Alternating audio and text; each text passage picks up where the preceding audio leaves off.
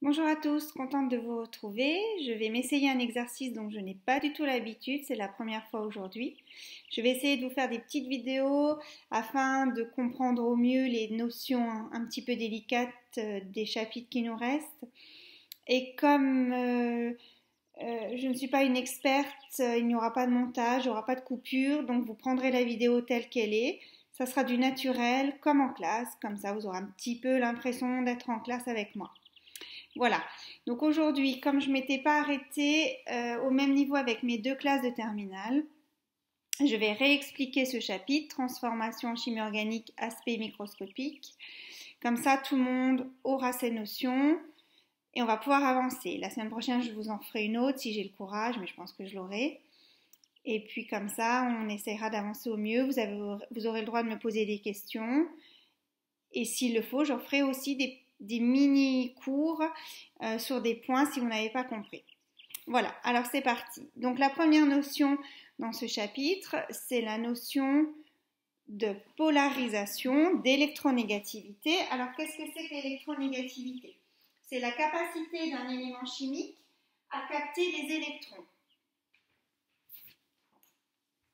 Alors, ça c'est du programme de première. La première partie de toute façon de ce chapitre, c'est essentiellement des notions vues en première.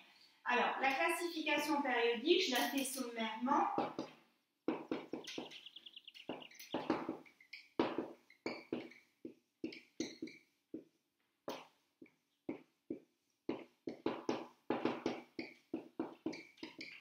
Voilà, donc vous avez appris l'année dernière que l'électronégativité d'un élément, elle grandissait de la gauche vers la droite et du bas vers le haut.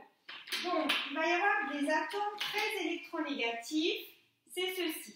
Hein, je vous ai dit FONC, F, O, N, Cl. Ces quatre atomes-là vont vraiment attirer à eux les électrons dans une liaison covalente. D'accord?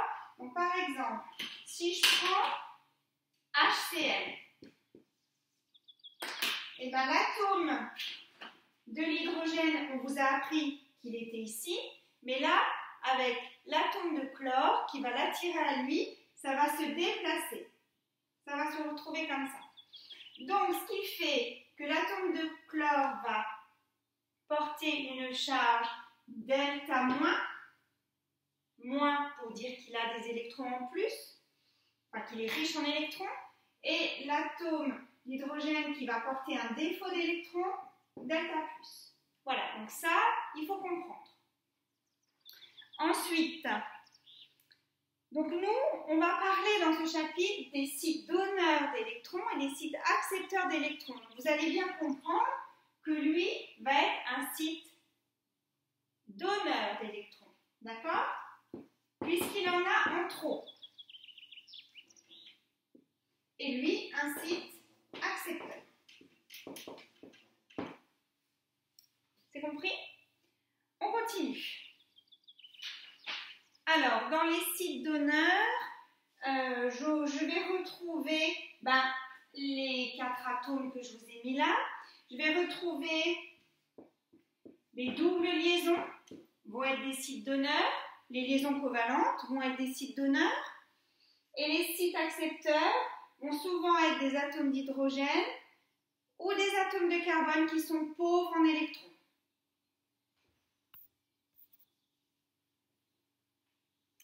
Alors maintenant, on va voir au niveau des mécanismes.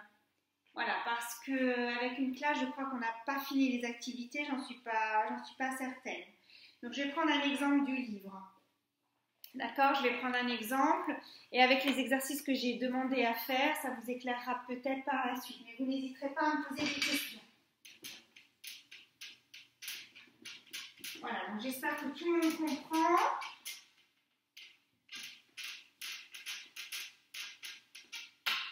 Alors, je vais recopier l'exemple de votre livre qui se trouve page 308. Donc, en plus, c'est pas un... Il est assez long à recopier.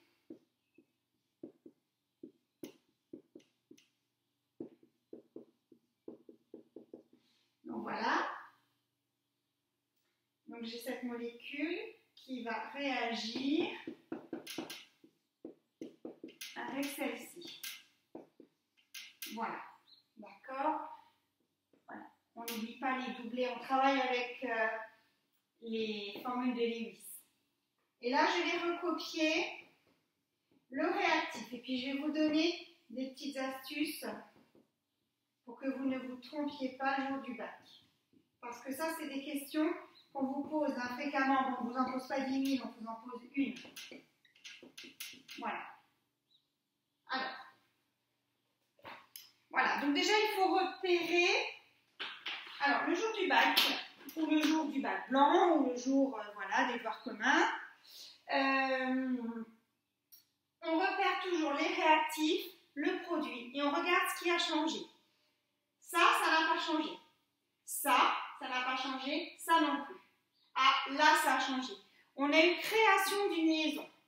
Alors, qui a bien pu créer la liaison? Qui est donneur d'électrons? Ben, si je regarde bien la molécule, lui, il est parfait pour jouer le rôle de donneur d'électrons. Et il va donner à qui? Ben, on regarde. Il va donner à l'atome de carbone. Voilà, il va venir attaquer l'atome de carbone. C'est toujours le moins qui attaque le plus. C'est toujours celui qui a beaucoup d'électrons qui va en donner à celui qui n'en a pas beaucoup. D'accord? Et ça va se retrouver ici. Et on met des couleurs. On met des couleurs dans le cahier. D'accord? Voilà. Bon, mais maintenant, ça me fait un atome d'azote à 4 pattes. Donc, on va mettre une charge positive. Je vais la mettre en noir. Et donc ici, qu'est-ce qui s'est passé?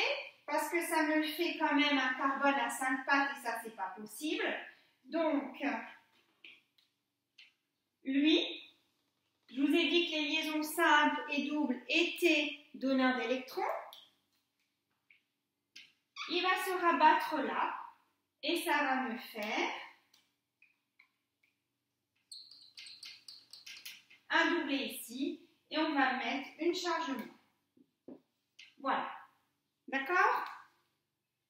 Alors, je vais peut-être vous faire encore un autre exemple. Je crois que ce n'est pas du luxe, alors vous me laissez 2 minutes que j'en cherche un. Voilà, ben, je vais prendre celui-là qui est aussi dans votre livre. Voilà, donc de toute façon, vous pourrez faire pause, donc je peux effacer. On continue.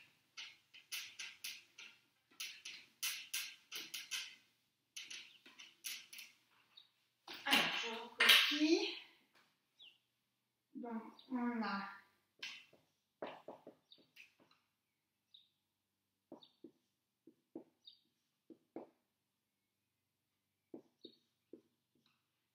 donc ça, c'est un ester, tout le monde le reconnaît. On en profite pour réviser. Et l'atome d'hydroxyde. L'ion hydroxyde, pardon.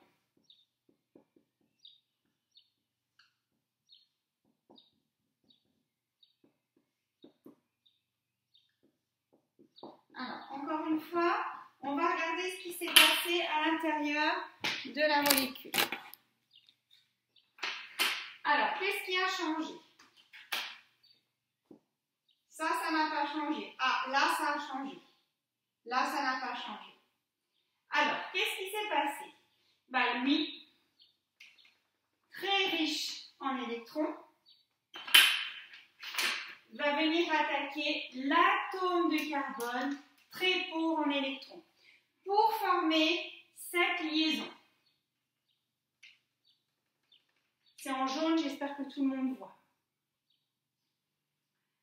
Alors, ensuite, ça me fait un carbone à 5 pattes. 1, 2, 3, 4, 5 avec la jaune. Ça ne va pas. Donc, cette double liaison très riche en électrons va venir les décharger ici. Et voilà. D'accord? Encore un autre exemple. Donc si vous voulez, là on peut compléter en disant que mon trait jaune représente formation d'une liaison.